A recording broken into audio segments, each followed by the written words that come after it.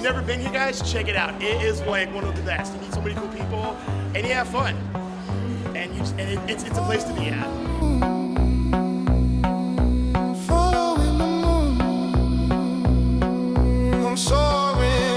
Like the group of people that are here that come out for these kind of events are absolutely stellar people. Like everyone just has a really, really good vibe, like genuine people and stuff. When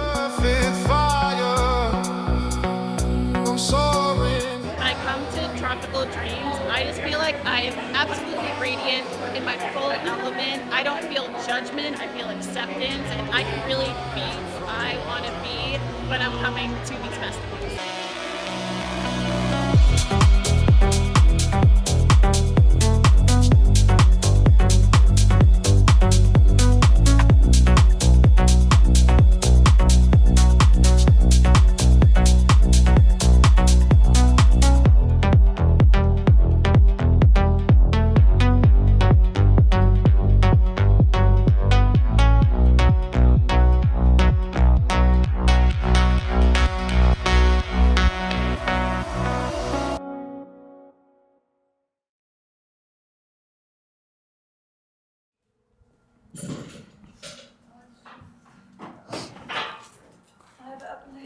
It's like he's probably gonna want the base plates.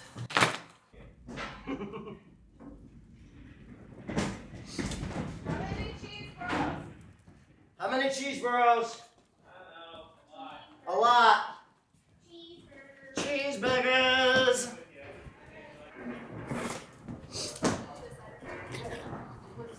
I'm gonna go double check and see how much more wall we have coming, so I know exactly what we're taking up the stairs. Because if we've got like one or two more of those, then they gotta go a long way.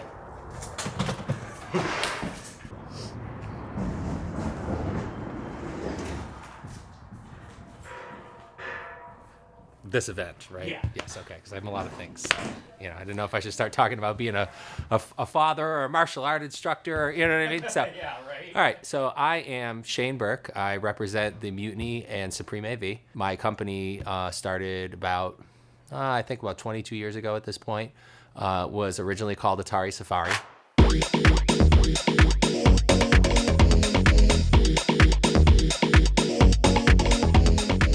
Was inspired by a friend of mine who used to tell me about all these cool little outlaws that he went to, and the outlaws were all nicknamed after Atari parties.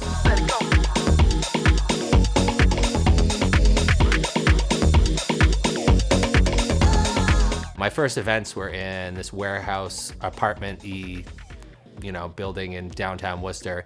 It was in dilapidated condition, like, you know, type of thing that should have been refurbished and rented as a store or apartment. And we just had parties there, and, you know, we go all night, play music, and we did that for about 4 months.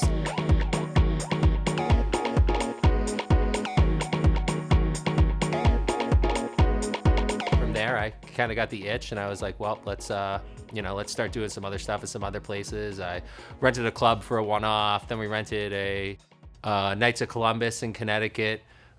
Just doing some really, like, you know, small, low-key events, like, you know, 50, 70, 100 people. And that just kept continuing. And as I was starting to do events, I needed to purchase equipment to handle my events because it was either that or I'd have to source it from somebody else. So I never purchased this stuff initially thinking about like bigger picture as far as like a career or like, you know, a money generating or revenue type of thing.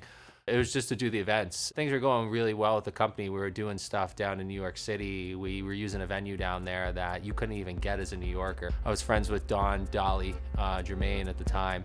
One of the promoters that worked wasn't on good faith to rent me the venue. And so I rolled out everything, and the club contacted me, and they were like, hey, you've got all this stuff out for an event, and we don't have a contract or a deposit with you or anything. And fortunately, once I started talking to Dolly, who then moved into the position that the old club broker moved into, Dolly had straightened everything out with the club and got that sorted out. And, you know, so we did a big drum and bass party down in New York with Vol Intent and Infiltrata in Vegas and Black Sun Empire. And so my inventory just kind of just like built up from that. And, you know, I threw like you know, a couple more events after I had my son under Atari Safari. You know, they weren't really making any money, and the problem I was starting to run into is there's starting to be a conflict of interest with running the sound and lighting company. I just cut off from there and just started doing sound and lighting and stuff for clubs and raves for a while. Eventually this company, Tight Crew, came around and they were doing some really big parties in the area.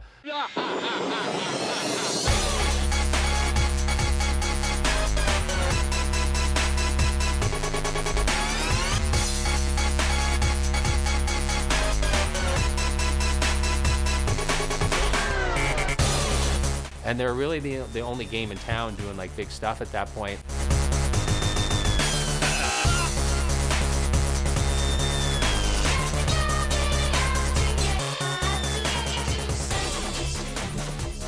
And the electro house and dubstep movement that was going on at the time was massive, massive, massive.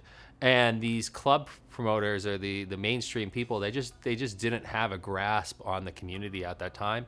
And so people like me and people like Tight Crew, we were drawing in a lot of just random people that just loved EDM music. I wouldn't even necessarily say were ravers, but they were just into the music. So we were doing these parties, getting 800, 1,000 people at these raves in like the ADC in Southbridge that I eventually wound up managing for a little while.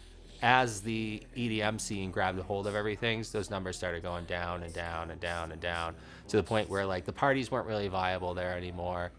Once we started moving away from that, my friend Mel tipped me off to a venue out in Afton, New York, known as Echo Lake. We threw our first Hydrotechnics festival out there.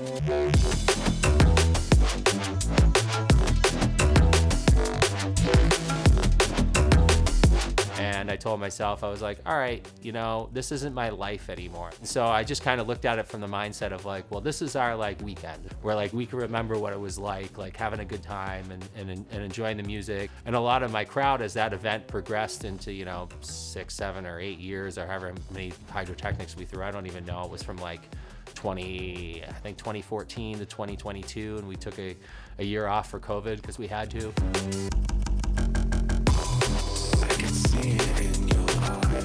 You know, that's what those events wound up being. It was just an excuse for all of my like old school raver buddies and their buddies, and a lot of people I didn't know too, to just be like, hey, yeah, no, I'm putting in my PTO for work. Like, this is gonna be my vacation. Came with a lot of trials and tribulations, but eventually it just didn't wind up working out.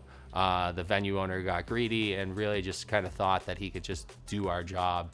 We moved away from that, and fortunately the last year that we had done our event there, I had noticed that somebody produced an event at the Sturbridge Host Hotel in February of 2020 before COVID had hit. And I remember seeing that at the time and being like, damn, that's like 10 minutes up the road for me. Like, if I would have known that that was a viable venue, I would have been doing that in the winter instead of those guys, you know?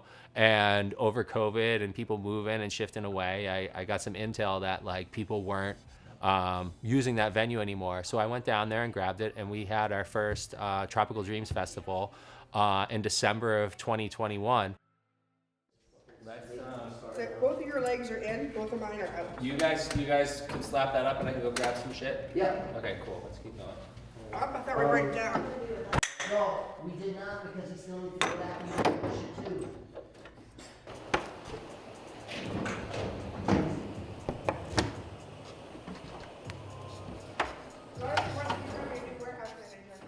So my experience with Tropical Dreams has been since day one. I've been with Shane pretty much since day one for, since 2004 or 3, I think now. Been helping him. I started in this industry with Shane. And it's crazy to think how far it's come from like what we did with Hydrotechnics at Echo Lake to now moving it inside into a hotel. And it's wild, the amount of stuff we get to do every year and how big it gets every time. And the creativity, I think, is the real fun part, seeing what these guys come up with for stage designs. I love building it. It's cool to see it all come together. And then watching everybody's face come in awe. I don't know. It's something I love doing, and it's been a great time the whole time.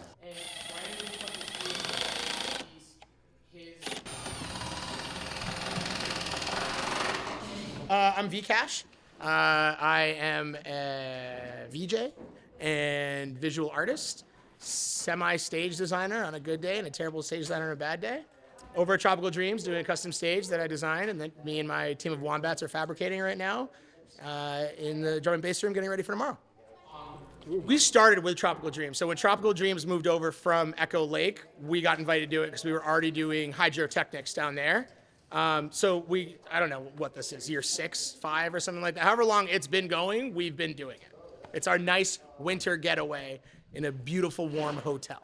We're in year number 5. You know, we started these after the pandemic when things were kind of petering down at the lake, and we wanted something closer to the home turf. You know, I was still living out in New York when we started Tropical Dreams.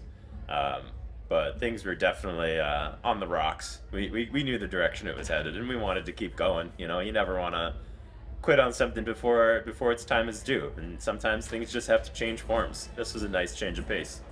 What's really cool about Tropical Dreams is that, as corny as it might sound, it's really built by and for the community. People, Shane and his whole team of ne'er-do-wells and wonderful people all just sort of bring together the right people and then get out of the way.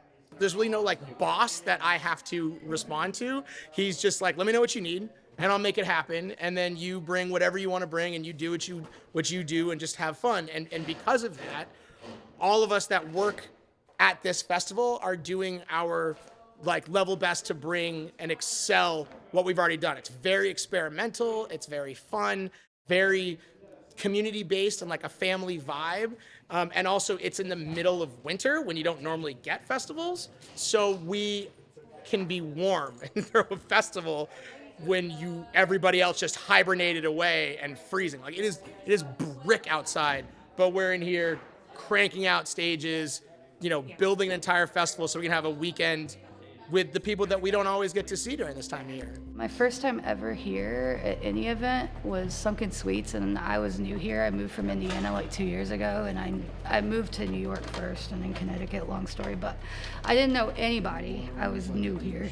And this girl, her name's Felicia, actually. She's super sweet. She was doing box office. She always does that. And she starts to hand me a staff badge or like a laminate and then takes it away. She's like, no. And she hands me an artist one and she's like, no, you're an artist, in reference to lasers. And I was like, that's precious. And that was my first ever event here, so that put a good taste in my mouth. I've been involved with Mutiny since, before Hydro, and have been working on Shane's shows with him, you know, basically since then, and helping him with basically whatever he needed. I started by doing deco, and then started working the door for him, and then just kind of evolved from there. So, you know, community is important for us to have, especially in today's, you know, day, and being a part of Mutiny has brought that, and, you know, friendship and like long-lasting memories. So that's why I think I do it, is to put my passion back into a community that has given me passion. People love the community. They love being able to have a weekend where they can kick back, relax, forget all their problems, connect with other people in their communities, and not worry for a little bit, you know?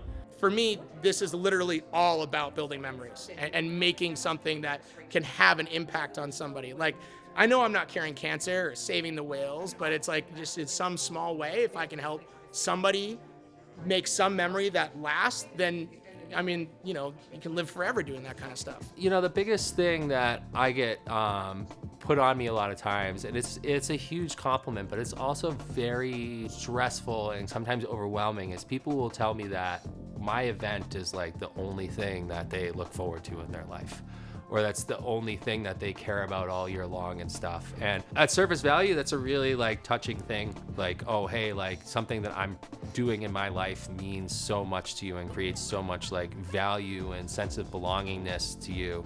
Kind of just shows you how the need for community is lost on a lot of people. And like, this is their outlet for getting it sometimes, you know? And it's very important just for that aspect to keep that going. We want everyone to be able to come together and have fun, and we all get to hone our skills and get better at what we do along the way, you know?